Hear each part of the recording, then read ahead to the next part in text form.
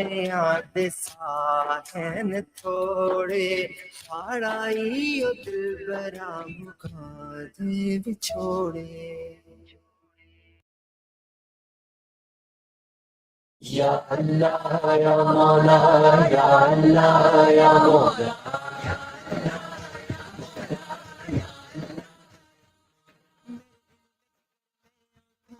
मेरे दिल में जिगर में आंखों में मेरी रग मेरी सांसों में मेरी रग रग में मेरी सांसों में أعوذ بالله من الشيطان الرجيم بسم الله الرحمن الرحيم الحمد لله رب العالمين والعاقبة للمتقين والصلاة والسلام على رسوله الكريم سيدنا محمد وآله وأصحابه أجمعين برحمتك يا أرحم الراحمين.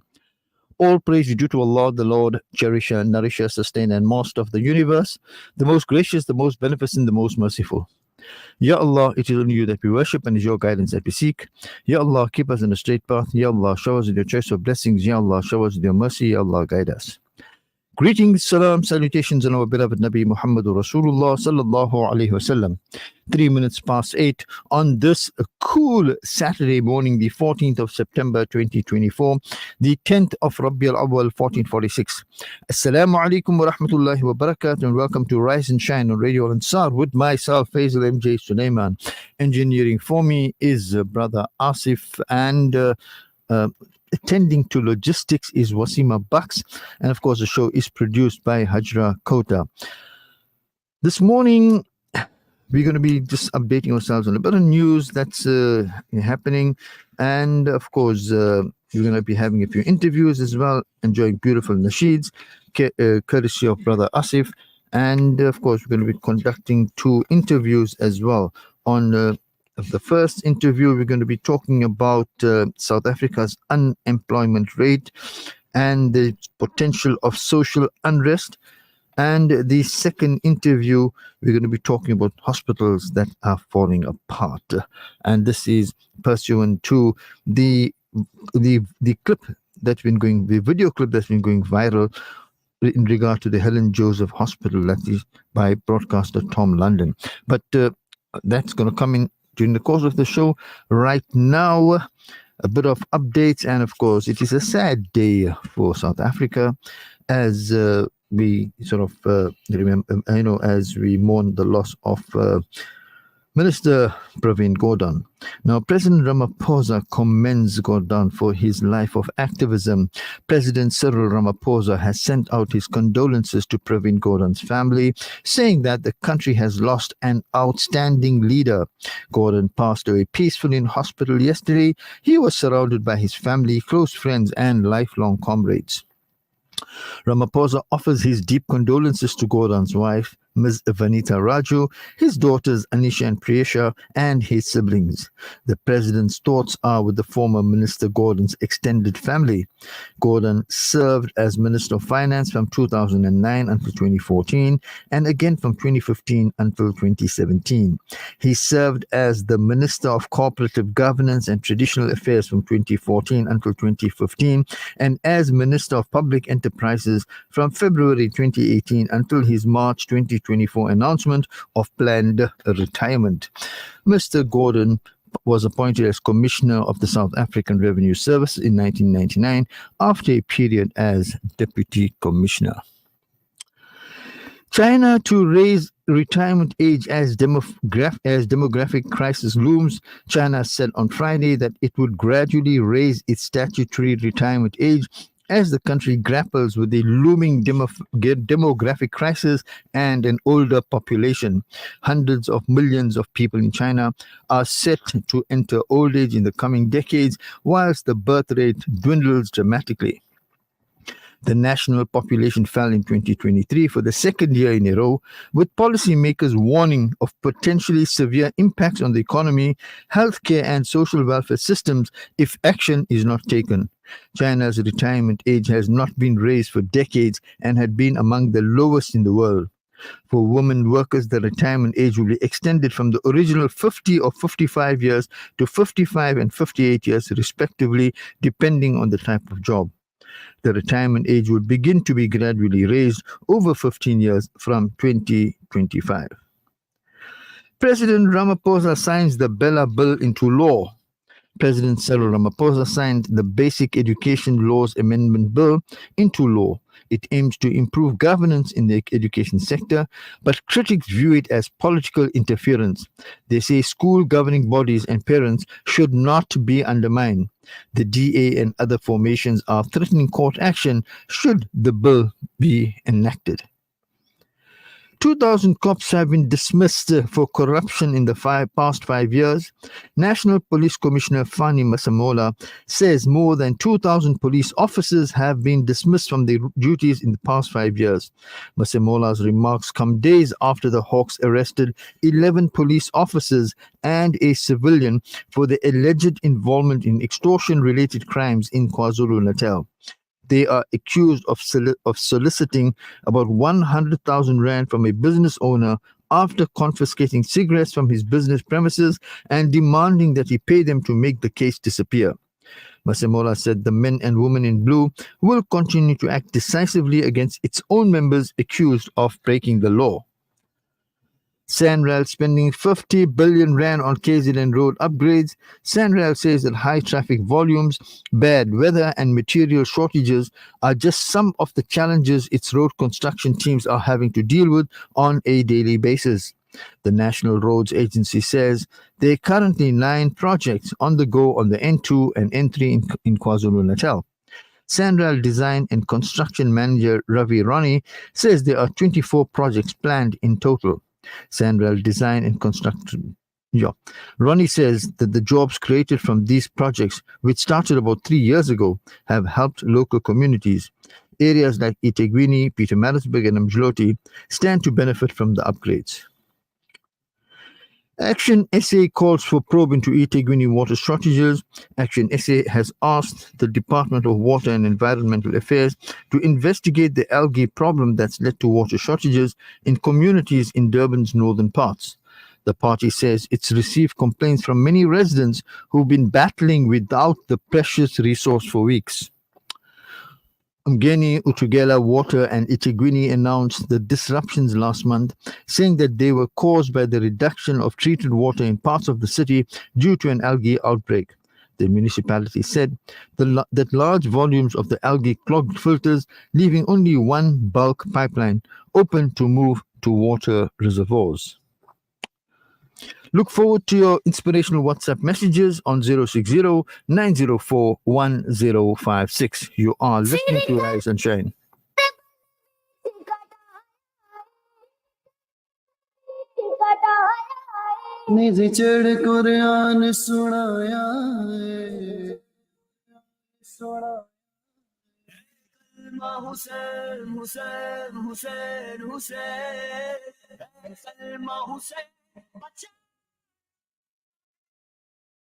La ilaha illallah, तेरे सदके में आका सारे जहां को दीन मिला, बेदीनों ने कलमा पढ़ा.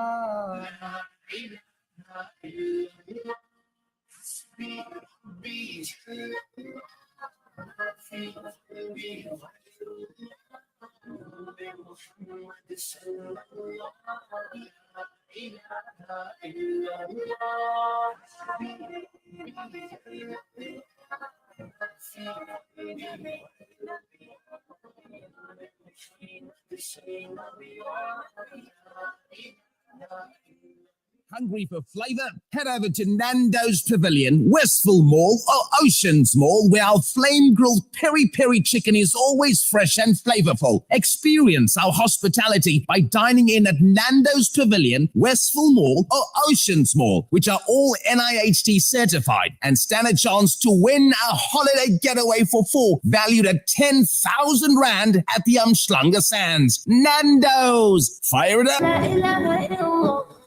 Get ready because something extraordinary is about to happen. From the 26th to 29th of September, Al Ansar invites you to step beyond the Velvet Grill at the Diamond Walk in Saxony Westwood Mall. For just 4 days, luxury becomes accessible and the impossible becomes reality. Savor the finest cuisine and explore exclusive fashion and be dazzled by electrifying entertainment, big prizes, unforgettable experiences, and the chance to be a part of something truly special, all waiting for you. Don't just stream it, live it.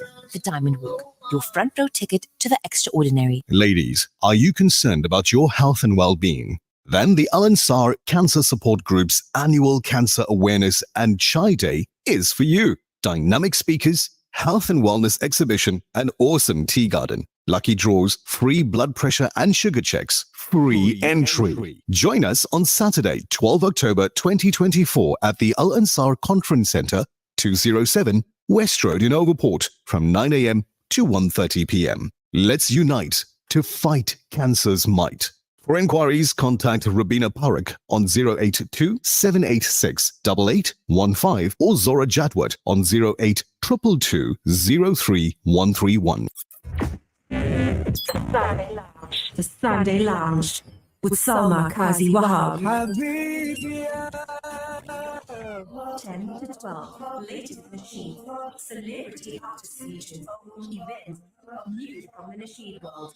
Top 10 countdown. Sunday Lounge with Salma Kazi Wahab. Radio Al Ansar, 24/7, 365.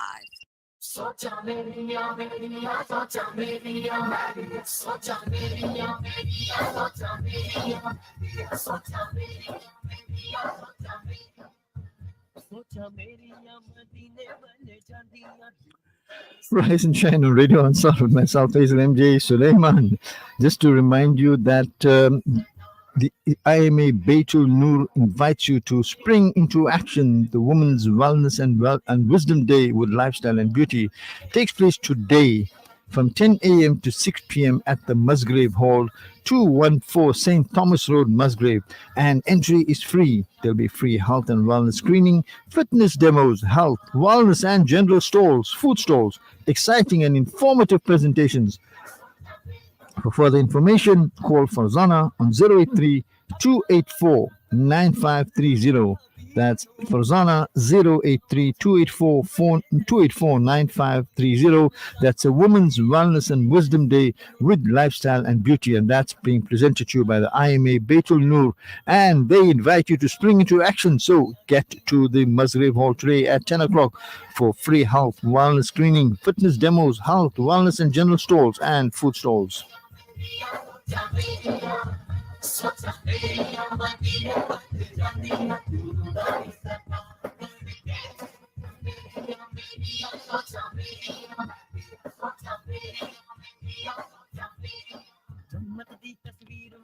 Our first WhatsApp message this morning comes from Sister Ruqayya. Assalamu alaikum wa rahmatullahi wa barakatuh, my brother Faizel and the Rise and Shine team. Wa alaikum salam wa rahmatullahi wa barakatuh to you.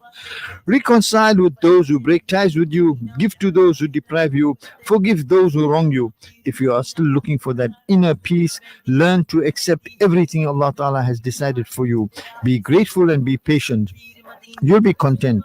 Contentment lies in the acceptance that all conditions are from Allah Ta'ala. Ameen. May my Allah subhanahu wa ta'ala bless you, my brother Faizel, your family, and the entire ummah of Rasulullah sallallahu alayhi wa sallam. Ameen. Allah subhanahu wa ta'ala aap aur aapki family ko hamesha khush rakhe. Ameen. From Sister Ruqayya. Jazakallah khair for that beautiful message, and Ameen to your du'as. Message from Mrs. Rahman. Assalamu alaikum Faizel. Wa alaikum salam wa rahmatullahi wa barakatuh. In this month of Rabiul Awwal, Allah subhanahu wa ta'ala sent our Nabi sallallahu alayhi wa sallam into the world as a mercy for us. He is immaculate. He often supplicated to Allah for us, his ummah. Allah subhanahu wa ta'ala loves him the most.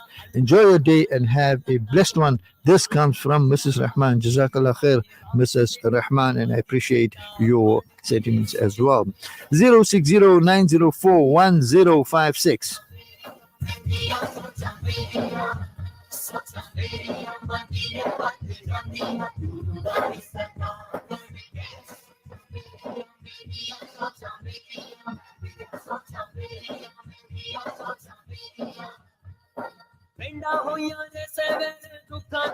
भारियां जिस वेले घेर आए आन के बीमारियां जिस वेले घेर आए आन के बीमारियां याद आई मैनू याद आई मैनू मेरे लजपाल दी बीमारी लशिपा बन के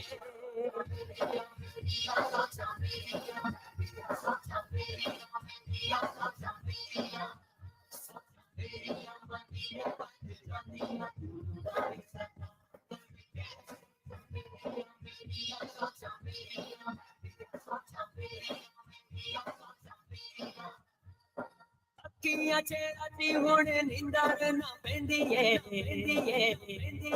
नासिर हो आस मेरे दिल बिच रहिंदी ए नासिर हो आस मेरे दिल बिच रहिंदी ए बिखरवा बस हाँ बिखरवा बस चालिया दे सामने हुजूर दा गदा बन के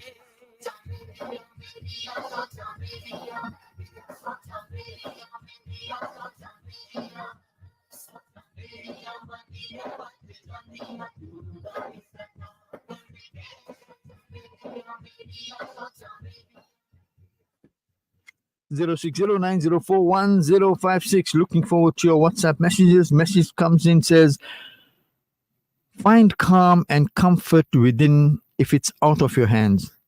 It deserves to be out of your mind too. So it says, find calm and comfort within. If it's out of your hands, it deserves to be out of your mind too. Let go of the things not meant to be for you and stay focused on all that are. I like that message. Beautiful. Thank you so much. It comes from just from a number. It's another message that says that the person you took for granted today may turn out to be the person you need tomorrow. So be careful how you treat people. Jazakallah khair so much for that message. And then there's a third message from the same brother or sister as well, and says there's a difference between being liked and being valued. A lot of people like you, but not many people value you. Be valued. I love that, Asif. I think that's some beautiful message that's come through, Asif. Yep, this is Rise and Shine 0609041056. It's about a minute before the ad break. So let's listen to this nasheed, take the ad break, and talk to our guest on the other side of this, inshallah.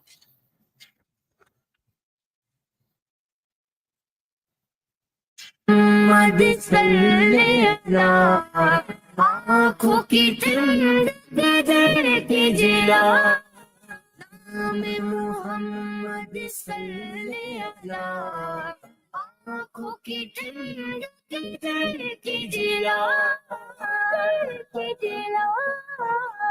ये ना कोई काम बिगड़ने नहीं देता बिगड़े भी बना देता है बस नाम मोहम्मद नाते सरकार की पढ़ता हूँ मैं हाँ नाते सरकार की पढ़ता हूँ मैं बस इसी बात से घर में मेरे रौनक होगी हाँ तेरा नाम वसीला है मेरा मेरे सोने आका तेरा नाम वसीला है मेरा रंजो में बस इसी नाम से राहत होगी Shimmer, sparkle, captivate. Nothing less than a masterpiece. Droplets of gold inspires precious design. Platinum bursts with intricate freshness. And every pure diamond becomes more than just a girl's best friend. Voda Gold Gem Jewelers, where timeless dreams become a reality. We tailor-make designer gold, platinum, and diamond jewelry. Trade in or remodel your old gold. Clad yourself with classy name-branded watches. We offer insurance valuation and free zakat calculation. Visit us at 534 Ridge Road, Overport, or call 031 208 9142. Voda Gold Gold Gem Jewelers, manufacturers of fine gold and diamond jewelry. Discover a world of financial wisdom. From centuries-old traditions to modern wealth, our innovative Sharia banking offerings ensure you can grow and secure your legacy while staying true to your values. Let us guide you on your journey to virtuous financial well-being and help you bank with purpose.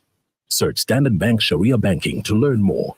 Standard Bank is an authorized FSP and registered credit provider. T's and C's apply. Looking for the perfect gift? Then look no further. The Al Ansar shop has a wide range of international brands of perfumes, books, games, and also the latest in kitchenware, trendy bags, and much, much more at all affordable prices. Visit us at 207 West Road, Overport, or call us on 031 208 1601.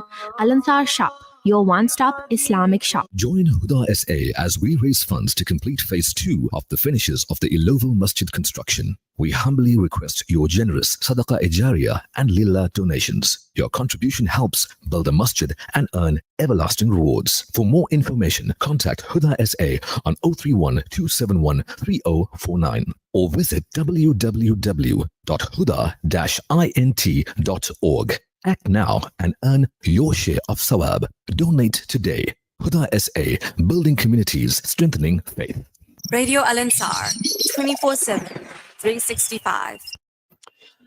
You're listening to Rise and Shine on Radio Al Ansar, and we're going to be talking to our first guest this morning. Although South Africa's unemployment rate is high, the expanded rate and the number of youth without a job in the country are even more alarming.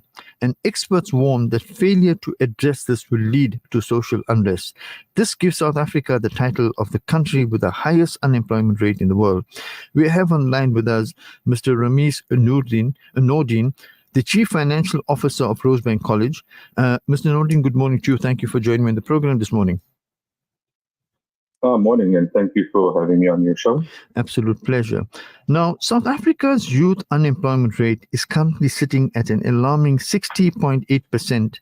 Now, in your view, what are the key reasons and key factors driving this high unemployment rate amongst the country's youth? Okay, thank you for the question. I think the key reasons, according to me, firstly, there's the mismatch between the young people's skills acquired through education and what the actual labor market demands. By this, I mean young people lack the practical job-ready skills that employers actually require. This is made worse by the limited availability of experiential learning opportunities. Secondly, South Africa's sluggish economic growth, high levels of inequality further stifle job creation, leaving fewer opportunities for young entrants into the labor market. Third, is the rapid pace of technological advancement, which displaces entry-level roles. And then lastly, the structural barriers such as inadequate transport infrastructure, geographic disparities that limit youth mobility and access to the urban job markets. And what indicators are you seeing that suggest that we are moving towards a tipping point, and what might such an unrest look like in South Africa?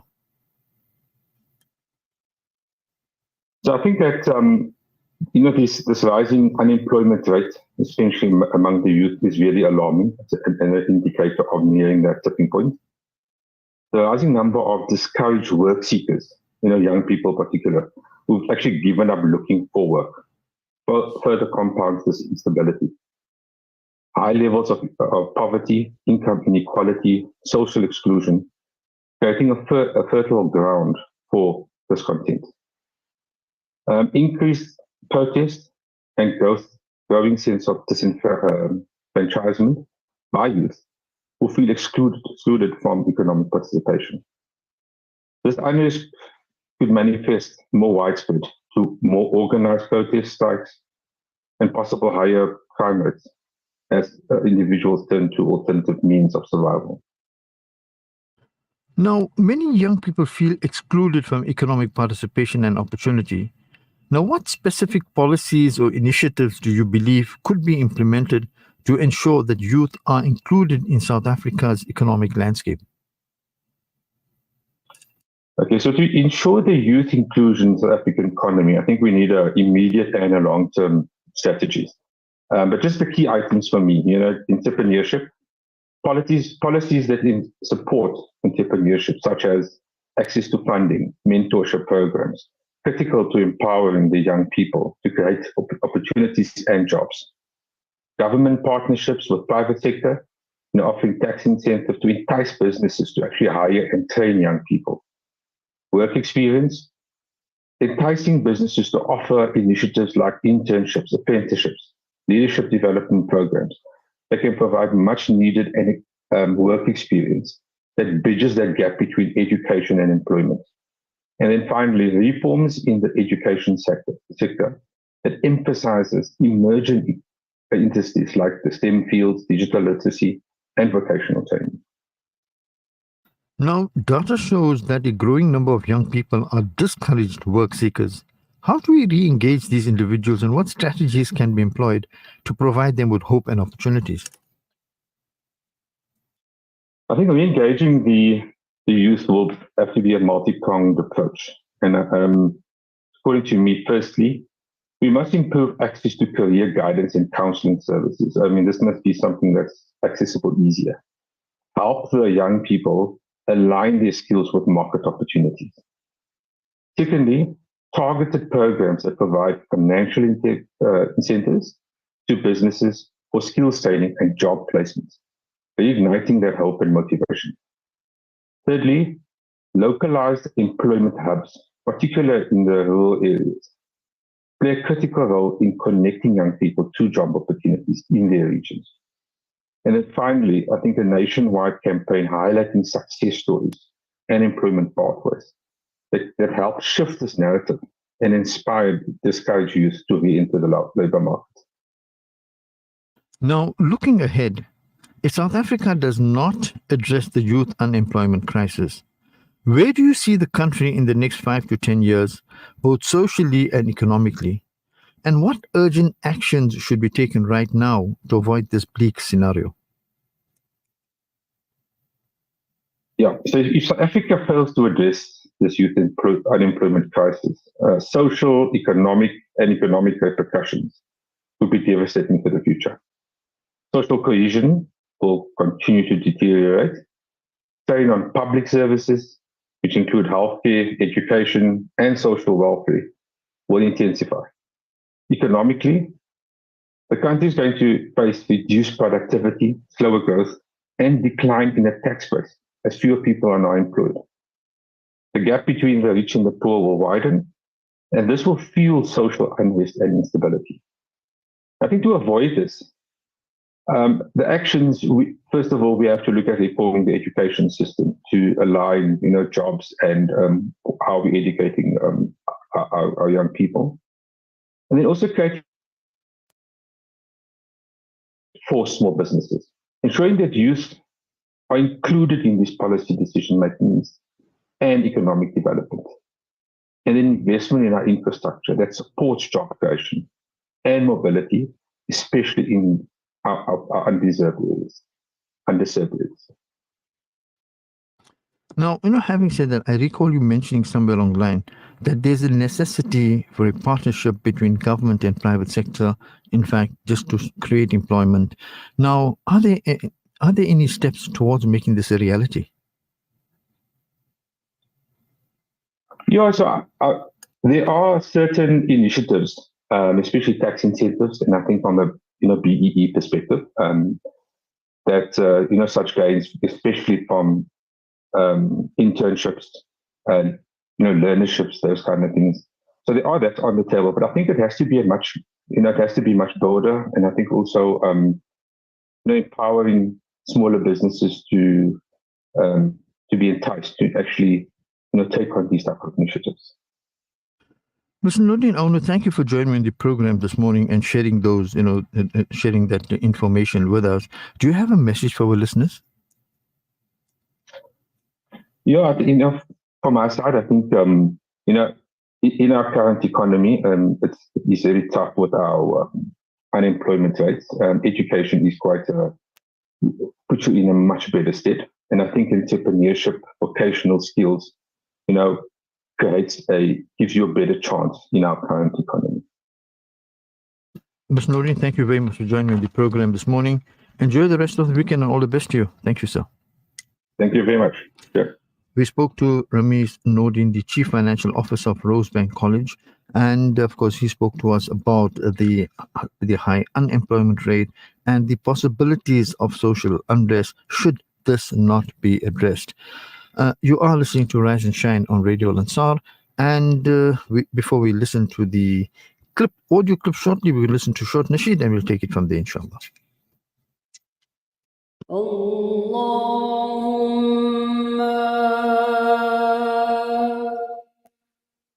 صلي على محمد المصطفى اللهم صلي على محمد المصطفى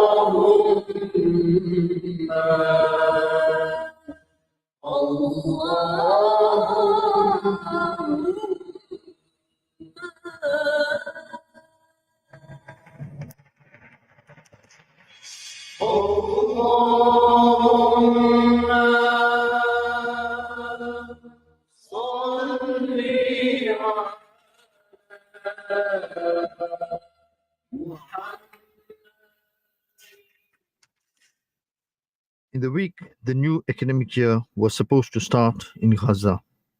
Children have no schools to go to, most are damaged or destroyed. And whilst pupils can't pursue their studies, many children are instead doing what they can to help their families, and that includes manual labor. Let's listen to this clip.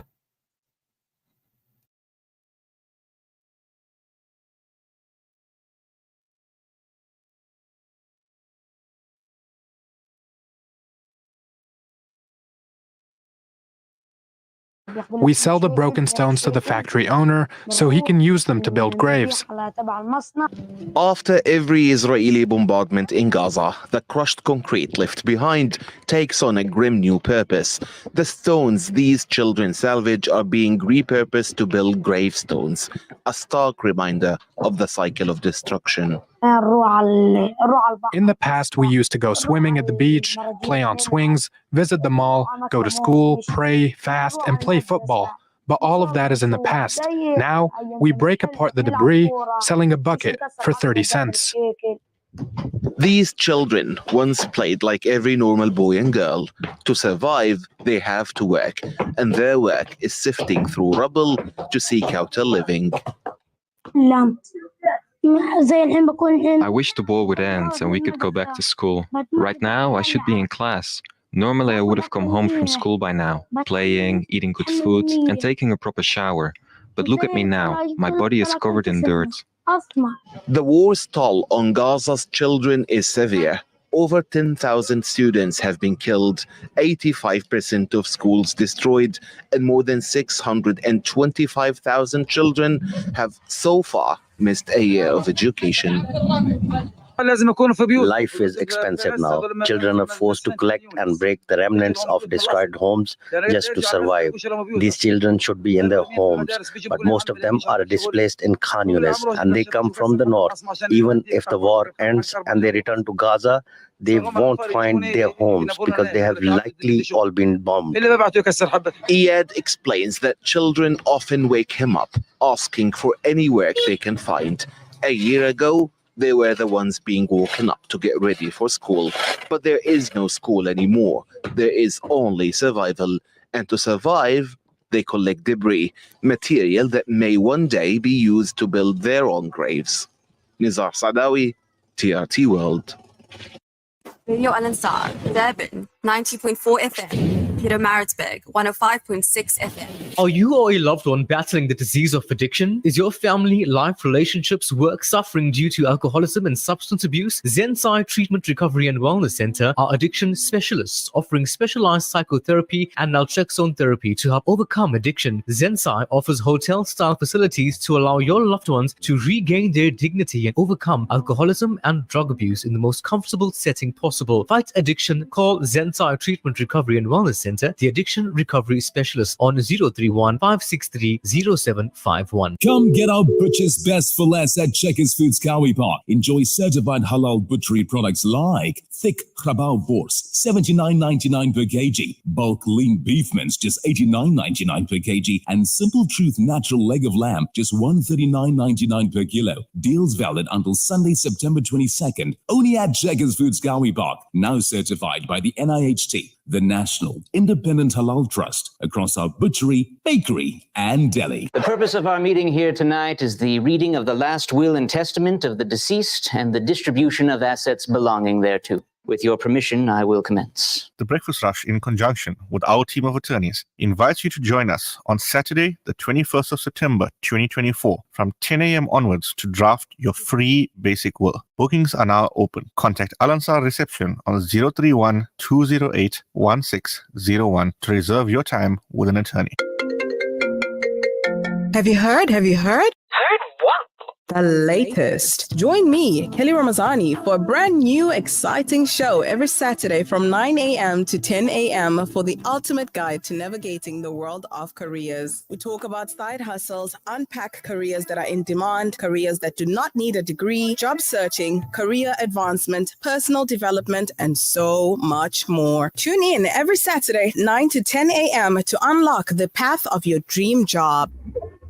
Radio Al-Ansar, 24/7, 365. You listen to Rise and Shine on Radio Al-Ansar, and broadcaster Tom London's viral video decrying the state of Helen Joseph Hospital has raised serious concerns about the state of public healthcare facilities in Gauteng. Many social media users have also shared horror stories of going to public hospitals. We have online with us WITS health governance expert, Professor Alex van den Heever. Professor van den Heever, good morning to you, and thank you for joining me on the program this morning. Good morning. Now, Professor Tom London's video has brought renewed attention to the state of public health facilities in Gauteng. From your perspective, how would you assess the overall condition of public healthcare infrastructure in our country? Well, I think it varies by province. In the Western Cape, it looks sort of more or less normal, but in the rest of the country, you've got serious problems, and they largely relate to governance issues. And in the case of Gauteng, they are pretty severe, given that Gauteng actually gets the largest health budget in South Africa and is the largest health system in Africa. And it is effectively poorly led and poorly managed, and there is clearly a substantial corruption that is driving the failure to maintain the facilities as well as to run them properly. Now, many reports suggest that public hospitals are often understaffed, which could impact both the quality of care and staff behavior. How much do you think staffing levels and morale contribute to these kinds of patient experiences? Well, it's so this is often the excuse made because yes, there are financial constraints and there are resource constraints in terms of staffing and so on, but this doesn't explain the failure to maintain facilities, buildings, to pay bills, to allow very substantial irregular expenditure and corruption. So if we had to look at Gauteng as an example, we've got the SIU report now indicating that around about 3 billion rands worth of fraudulent transactions occurred in one hospital alone. So if you have resource constraints, they can arise because the money is basically being stolen. But also part of the problem, that was money being spent by the hospital itself.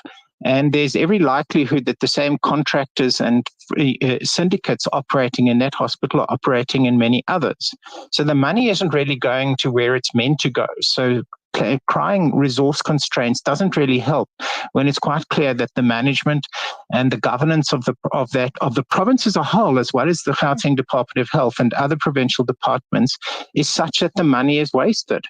And the same happens with infrastructure. So when you're basically meant to maintain buildings in Gauteng, it's the Department of Infrastructural Development. The very little of the money that gets allocated to that appears to actually hit the ground. So when you look at what Tom London was showing, basic things aren't being maintained. Taps aren't working. Toilets aren't working. Half the taps, the toilets are apparently boarded up. But you also have a hospital which hasn't been able to keep consistent water supply to actually set up a decent arrangement to ensure that when there are water outages that there's still water available to the hospital, and the same with power.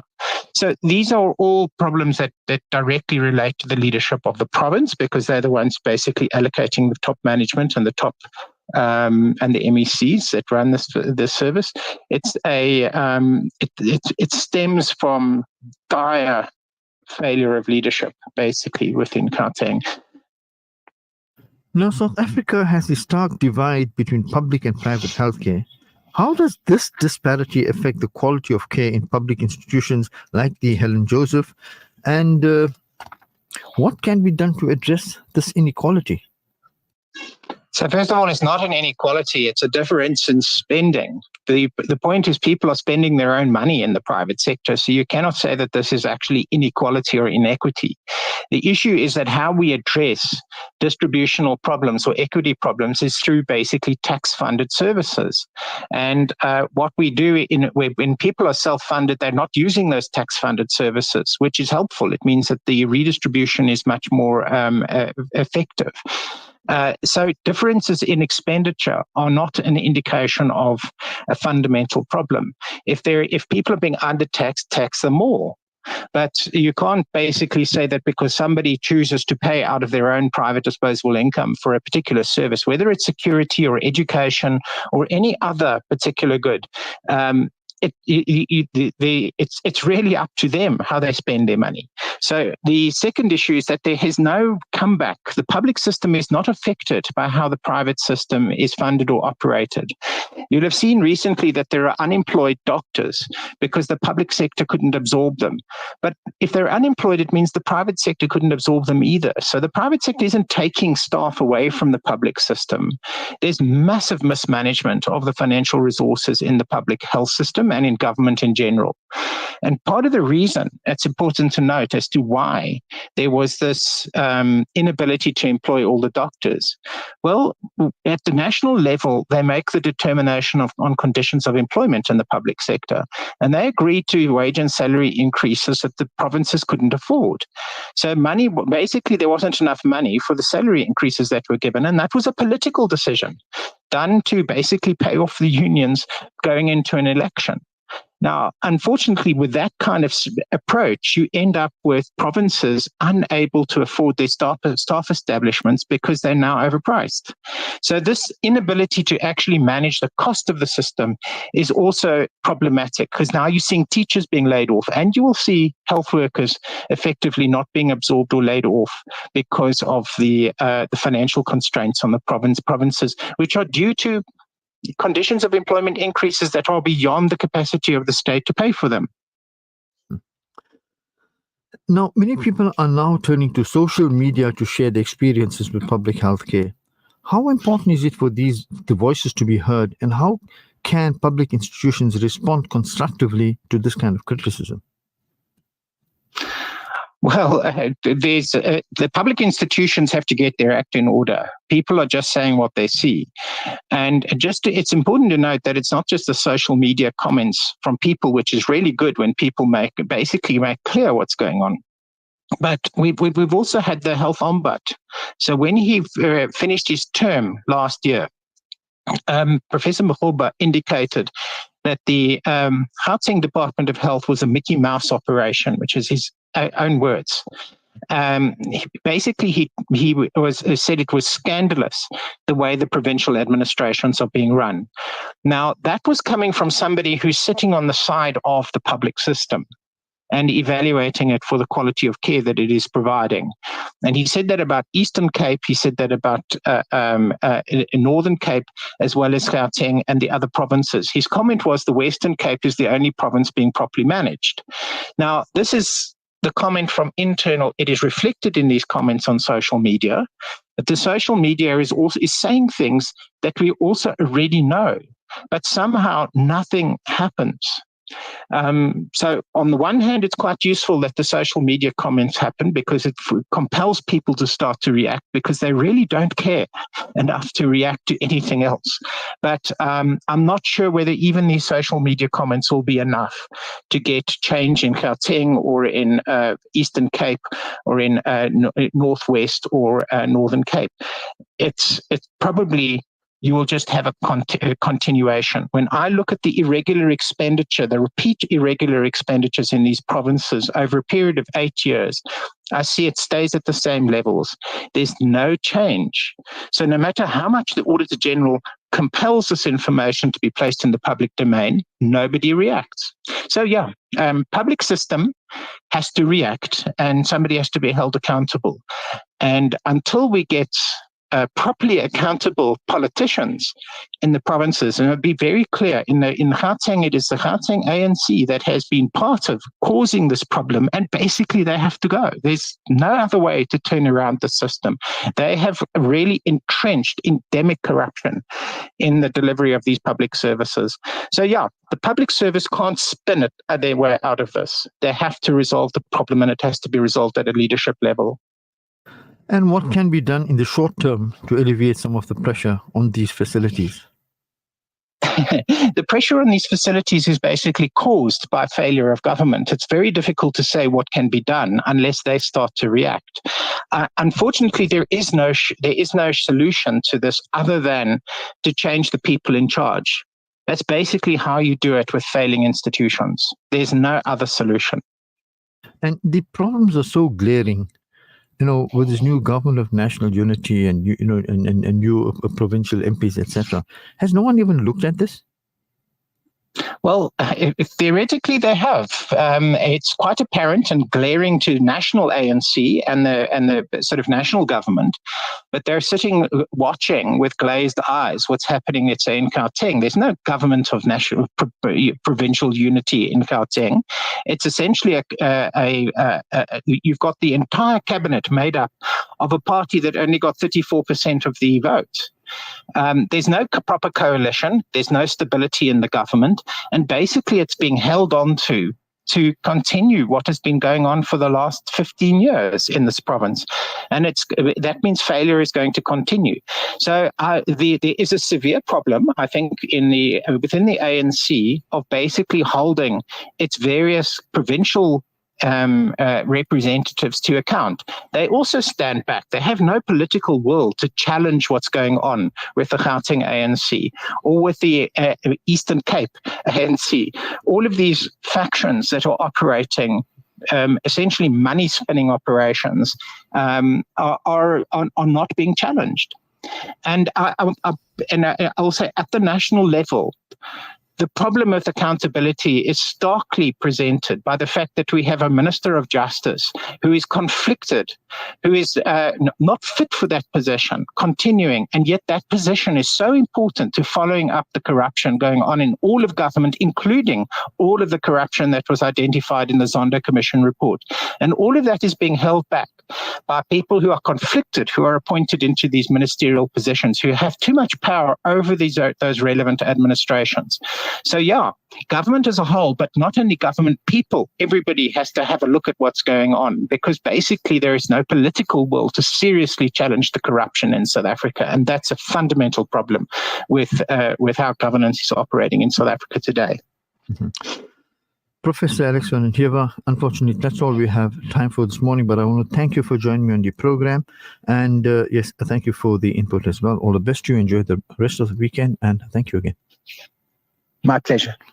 We spoke to Professor Alex van den Heever from the WITS Health Governance, and he spoke to us about the problems at the public hospitals. Now, I've received one WhatsApp message from a Sister Zarina. I'm just going to open that very quickly. And sorry, yeah. I just need to get this thing going. Yep. It says, Salams Republic Hospitals in KZN. Have you visited Osin Disweni in Vadlam? Healthcare workers have attitude as well. What happened to the Batha Pele principle? Yes, doctors are overworked, work more than 48 hours. In one hospital I was admitted, 2 patients passed away and were left for hours in the ward. Staff and healthcare workers are arrogant. Okay, thank you for that comment. That comes from a Sister Zarina. Okay, time for us to take a quick ad break, and we'll continue on the other side of this, inshallah.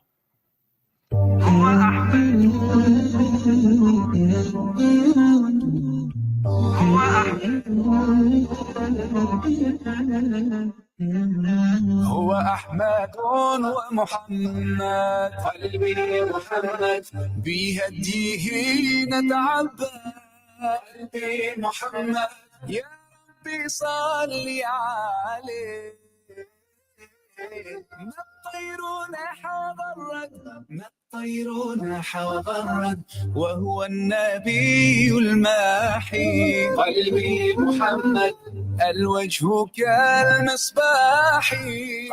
Are you tired of boring chows that make you yawn louder than your mother-in-law's words? Then perk up those taste buds and head on down to J-Mo's Pizza and Grill. From breakfast to bedtime bites, we've got it all. Chicken tikka, shish kebabs to cheddar steak sandwiches. Swing by and pull into Saxony Westwood Mall's food court. Open daily. Catch us Sunday to Thursday from 9 a.m. to 8 p.m. And on Fridays and Saturdays, we're serving up sizzle till 9 p.m. We deliver. Call us on 082-678-5062. J-Mo's, where every meal's a flavor fiesta. Hee-haw! They convince the world to believe that terrorists look like beards and thobes. Now, as the facade cracks, one martyr after another, the world sees through the broken windows and now knows the true face of terrorism. It wears suits and ties and smiles behind lies. اللهم احفظ المسجد الأقصى من اليهود الحاقدين. اللهم أعد المسجد الأقصى إلى رحاب المسلمين. اللهم وطهر المسجد الأقصى من اليهود الغاصبين. اللهم عليك بهم فإنهم لا يعجزونك يا قوي يا متين.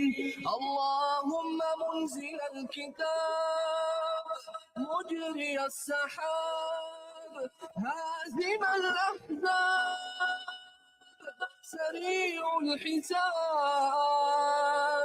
اهزم اليهود وزلزلهم يا قوي يا عزيز. Getting you through your day. Radio Al-Ansar.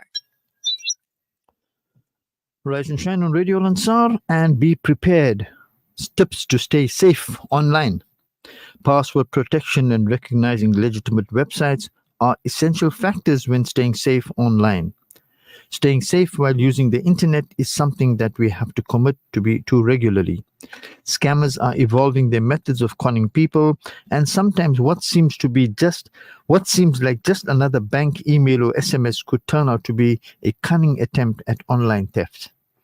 We have put together a list of some ways you can be proactive in your approach to staying safe online. First and foremost, create strong passwords. Having a strong and unique password helps protect your privacy online.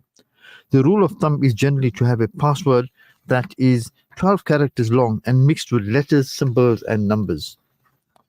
There's also two-factor authentication.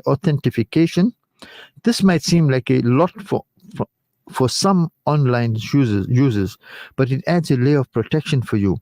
If a criminal gets hold of your password, the second form of variation allows you to stay in control, or verification allows you to stay in control. Pay attention to detail when it comes to phishing scams. Please do not click on suspicious links sent via email or SMS. Look out for misspellings and URLs. Sometimes the look and feel of a phishing site might trick you, but don't engage if you suspect foul play. Be wary of public Wi-Fi. Public Wi-Fi is not secure and can leave you vulnerable to hackers. Try not to use your secure banking apps when using public Wi-Fi. Instead, use your mobile data. And then log out. This is a simple tip, but one that many fail to adhere to. Logging out of your accounts or profiles is vital, not only on public computers or shared devices, but also on your personal devices. And most important is stay alert. Cyber threats are ever-changing and advancing. Stay alert by reading your notifications on your banking apps and reading online articles from reputable sources. Those are just a few tips that are being shared with you on being safe online. Message comes from Brother Yusuf Patel. I've got just like a minute. Human beings are members of a whole in creation of one essence and soul. If one member is afflicted with pain, other members uneasy will remain. If you have no sympathy for human pain, the name of human you cannot retain. The best loved by the Lord are those that are rich, yet have the humility of the poor, and those that are poor and have the magnanimity of the rich. The world is not a courtroom. There is no judge, no jury, no plaintiff. This is a caravan filled with beings telling wondrous stories about the Lord. Thank you for that, Brother Yusuf Patel. And before I leave you, I should remind you that if you can't wear that outfit while praying, then don't wear it. And if you don't want to die in that place, then don't go there. And if you don't want those to be your last words, then don't say them. Like every moment, live every moment like it's your last, because one day it will be. And in order to truly succeed in life, it's essential to set aside your ego, allowing humility and growth to guide your actions and decisions. Asif Firi, thank you very much for having engineered for me. Wasima Bucks, thank you for the logistics. And Hajakota, thank you for having produced the show. Enjoy the rest of your weekend, and thank you all listeners for having tuned to Radio Al Ansar. From myself, Faizel MJ Suleman, until I talk to you again, Assalamu alaikum wa rahmatullahi wa barakatuh.